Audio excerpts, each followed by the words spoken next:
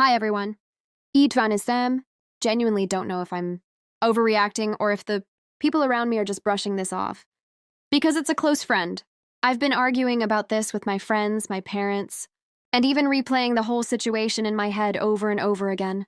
The only person who really seems to understand why I'm so upset is my partner. Although even she thinks she personally wouldn't have reacted as strongly as I did. So I'm here because I need an outside perspective. For some background, one of my closest friends from school is getting married. We've known each other for years. We've been through school together, celebrated birthdays together, gone on vacations, and generally stayed close despite everyone getting older and busier with work. Naturally, when he got engaged, I was genuinely happy for him. I always planned on being there for the wedding and supporting him however I could. Like most friend groups, the idea of a bachelor trip came up pretty quickly. A group of the guys started throwing ideas around in our group chat. At first, everyone seemed excited, but the planning was honestly a complete disaster. Nobody could agree on where we were even going. Every few days, someone would suggest a different destination. One person wanted a beach. Another wanted a mountain resort. Someone else wanted an international trip. Another wanted to keep it cheap. There were endless polls, discussions, and debates, but nobody actually made a decision. The frustrating part was that time kept passing. 3 weeks before the supposed trip, we still had no destination, no confirmed flights, no hotel bookings, and no itinerary. As someone who works a demanding corporate job, this immediately started stressing me out. The month they were planning this trip happened to be the busiest month of the entire year for my department. We had multiple deadlines, client meetings, business travel, presentations, and projects all happening at once. Taking time off wasn't impossible, but it definitely wasn't easy. Unlike some of the other guys, I couldn't simply disappear from work for several weekdays without creating problems.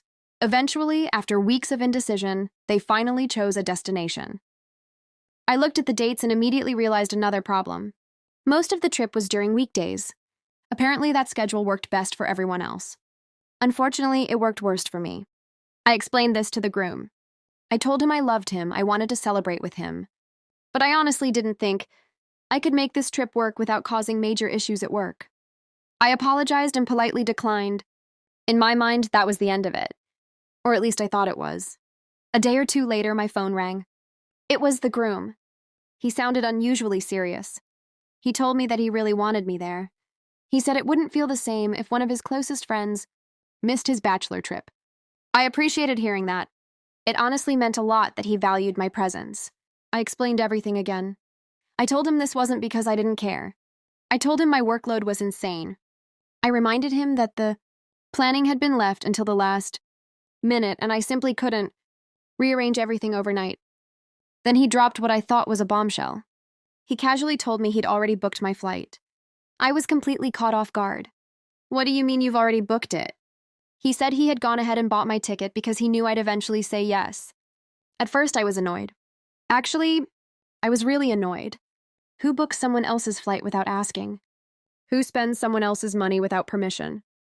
Who assumes someone can simply leave work because they want them there?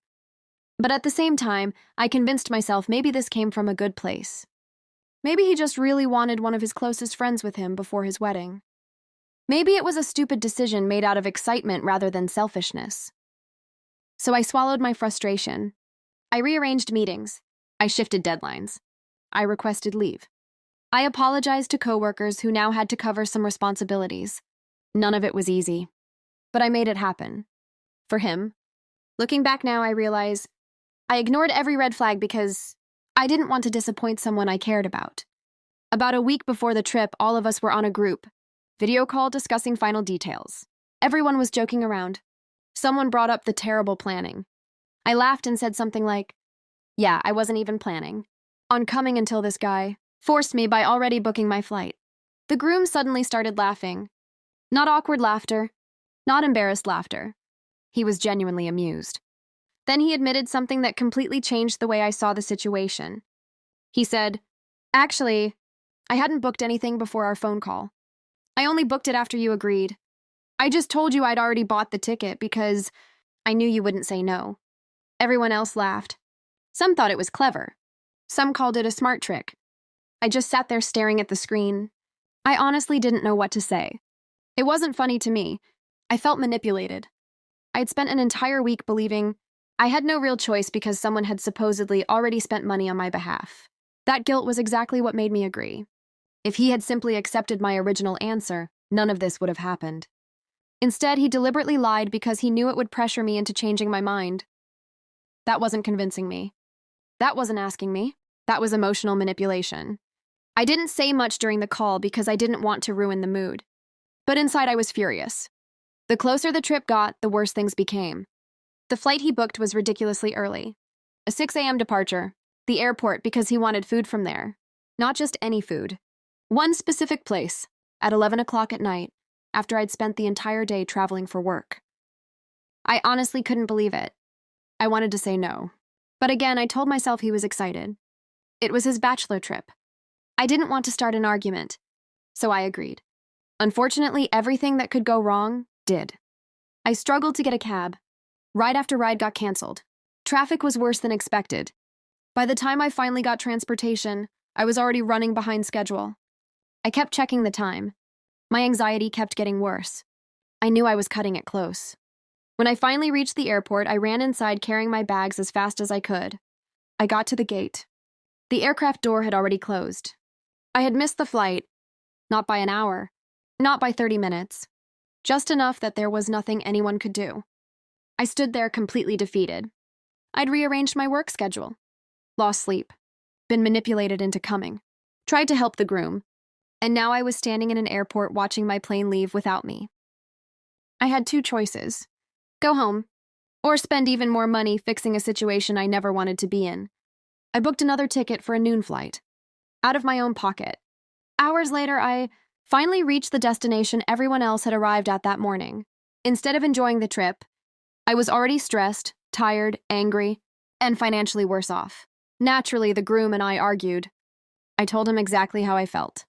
I told him lying to me wasn't okay. I told him manipulating me wasn't okay. I told him expecting favors while ignoring my situation wasn't okay. Eventually, he apologized. But honestly, I still don't know if he meant it. Part of me feels like he only apologized because I wouldn't let the issue go. The trip itself wasn't terrible. I tried to enjoy it. I didn't want everyone else's experience ruined because I was upset. So I smiled. I participated. I joked around. But underneath all of it, I couldn't shake the feeling that I'd been treated unfairly. Then came the journey home. As everyone was sorting out expenses, splitting bills and settling costs, I noticed something. He expected me to reimburse him for the original flight. The same flight that he lied to get me onto. The same flight that I missed after spending the previous night, running around because of everything surrounding this trip. The same flight that I'd already replaced with another ticket I personally paid for. That's where I finally drew the line. I told him absolutely not. I said I'd happily pay for my return ticket because I actually used it. I'd already paid for the replacement noon flight myself, but I wasn't paying him back for a ticket that only existed because he manipulated me into coming in the first place. He didn't like that answer. Some of the others thought I was overreacting. After we got home, I started asking people what they thought. To my surprise, most of my friends sided with him. They said he was just trying to make sure everyone could celebrate together. My parents also felt I was making the situation much bigger than it needed to be. They told me friendships require compromise. That maybe he went about it the wrong way, but his intentions were good. Only my partner really understood why this bothered me so much. She admitted she personally might have just paid the money to avoid conflict. But she also agreed that what upset me wasn't really the cost of the flight. It was the lie, the manipulation, the complete lack of respect for my time, my work, and my ability to make my own decisions. That's exactly how I feel. If he'd simply asked me again, maybe I would have said yes anyway. If he'd told me how important my presence was, maybe I would have figured something out. Instead, he removed my choice by making me believe a decision had already been made. That betrayal of trust is what I can't seem to get over. Maybe the money isn't even the real issue anymore. Maybe it's the principle. Maybe it's realizing that someone I considered one of my closest friends thought lying to me was an acceptable way to get what he wanted. So now I'm left wondering if I'm being stubborn or if everyone else is overlooking something important. Simply because weddings make people excuse bad behavior. for refusing to pay him back for the original flight after everything that happened? Or am I letting my frustration over his lies cloud my judgment?